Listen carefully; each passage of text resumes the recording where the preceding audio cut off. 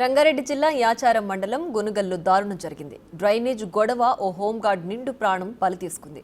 వివాదంపై పెద్దల సమక్షంలో మాట్లాడుతుండగా ఇరు వర్గీయుల మధ్య ఘర్షణ తలెత్తింది. దీంతో అవతల వర్గం వారు ఇటుకతో హోంగార్డ్ వెంకటేష్ ఛాతిపై దాడి చేశారు. కాగా యాచారం పోలీస్ స్టేషన్లో ఫిర్యాదు చేస్తుండగా హోంగార్డ్ వెంకటేష్ కుప్పకూలిపోయాడు. ఆసుపత్రికి తరలించగా అప్పటికే మృతి చెందినట్లు వైద్యులు నిర్ధారించారు.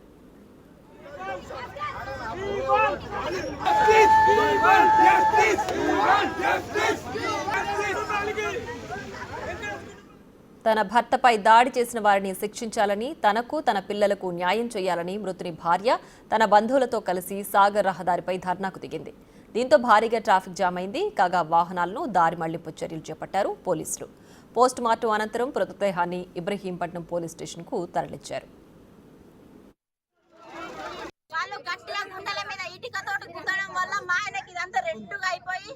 అప్పుడు తాగినప్పుడు ఏం అర్థం కాలే. ఆయన కార్ డ్రైవింగ్ చేస్తుంటే చెమటలు మొత్తం వచ్చేస్తుంటే అంబులెన్స్ కాల్ చేసి అన్న తీసుకుపోయినాం సార్ మేము. అది శ్వాస రక్తం గడ్డగట్టిపోయింది అనుకోవడం వల్ల.